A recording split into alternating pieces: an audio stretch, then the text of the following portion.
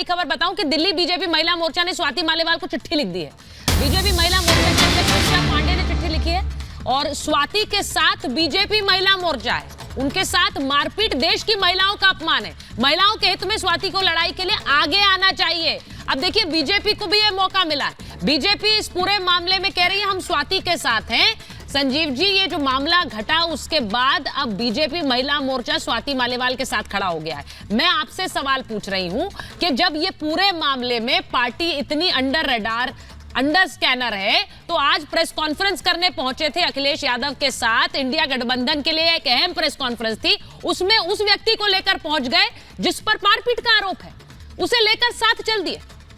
शिकायत किसको परेशानी है? किसको परेशानी होनी चाहिए? जिस महिला ने शिकायत की, हाँ। उस महिला के दरवाजे पे आज दिल्ली पुलिस थी। हाँ। वो दिल्ली पुलिस जो दिल्ली पुलिस 3 घंटे 4 घंटे जेएनयू में लगातार बच्चे कॉल करते रह गए और 100 मीटर की दूरी पर से वो अंदर नहीं गए। वही दिल्ली पुलिस जो जामिया में बगैर बुलाया जाकर के बच्चों को डंडा मार के आती है, वही दिल्ली पुलिस आज पहुंच गई अचानक बगैर कोई एफआईआर नहीं जाना चाहिए, बगैर कोई शिकायत दर्ज करा। अरे वो महिला तो बोले कुछ, स्वाति मालीवाल तो कुछ बोले। शिकायत बोलनी चाहिए। मैंने कहा कि शिकायत करता कम से कम अपनी शिकायत तो दर्ज कराए ना।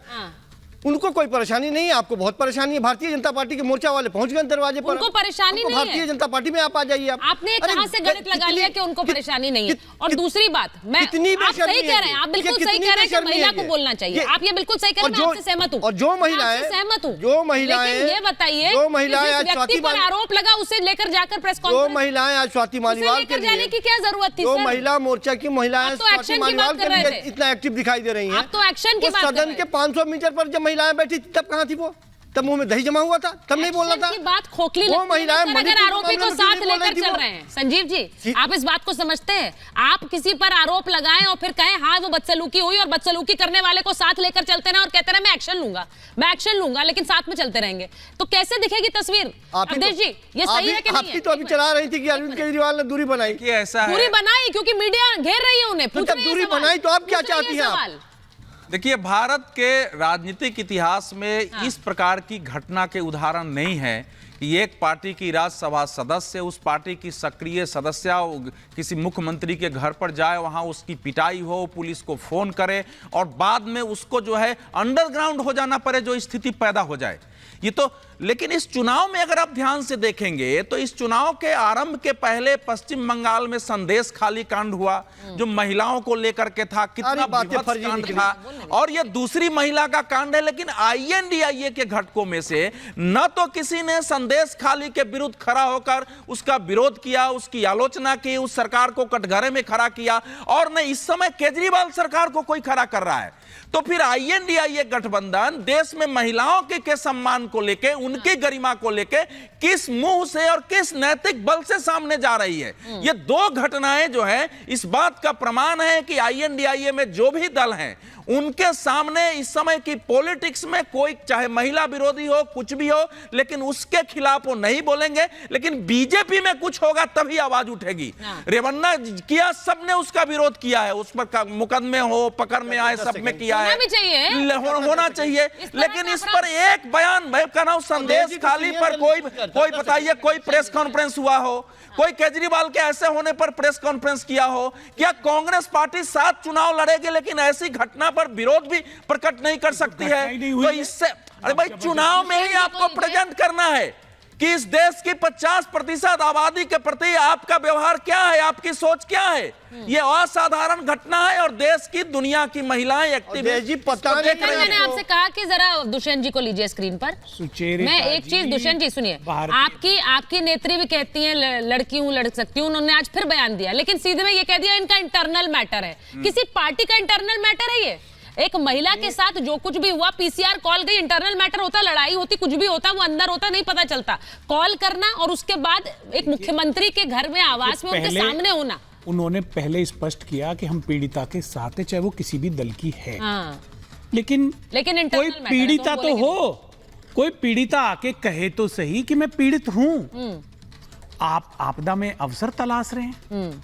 आपको कर्नाटक में जनता ने नकार दिया, वहां पे कांग्रेस क्लीन स्वीप करके जीत रही है। तेलंगाना में आपकी जो 6 सीटें थी वो चली गई। राजस्थान में 15 से ज्यादा कांग्रेस पार्टी सीटें जीत रही है। महाराष्ट्र में कांग्रेस और अलाइज 32 से 35 सीटें जीत रहे हैं। बिहार में सुन लो, अभी तोता लग रहा है आपको, तोते उड़ जाएंगे 4 तारीख को 1 बजे तक। बिहार में जनता ने आपको नकार दिया है। उत्तर प्रदेश में 50 सीटें इंडिया अलायंस जीत रहा है। आप आपदा में अवसर तलाश रहे हो स्वाति मालीवाल की। अरे स्वाति मालीवाल की चिंता करने के लिए इंडिया अलायंस के लोग हैं। अगर स्वाति मालीवाल आके पब्लिकली कहेंगी, हम सब लोग स्वाति मालीवाल के साथ चलेंगे और दोषी को सजा दिलवाएंगे। आप बात करिए, आप बताइए।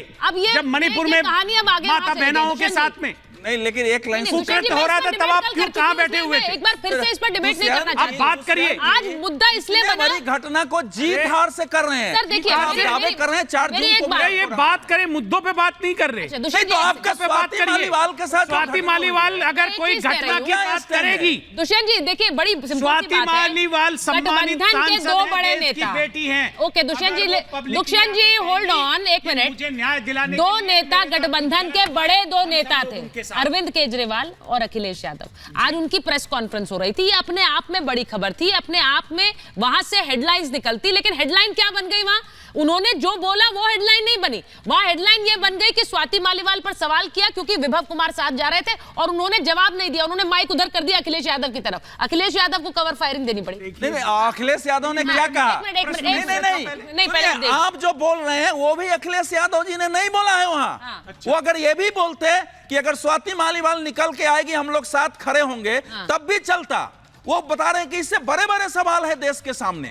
एक महिला की पिटाई से ज्यादा, एक महिला के साथ अभद्रता, कुछ भी हो सकता है। इससे बड़ा सवाल क्या होगा देश के अंदर? स्वाति मालीवाल जी 3 बार दिल्ली प्रदेश महिला आयोग की अध्यक्ष रही, इसीलिए तो बहादुर महिला है।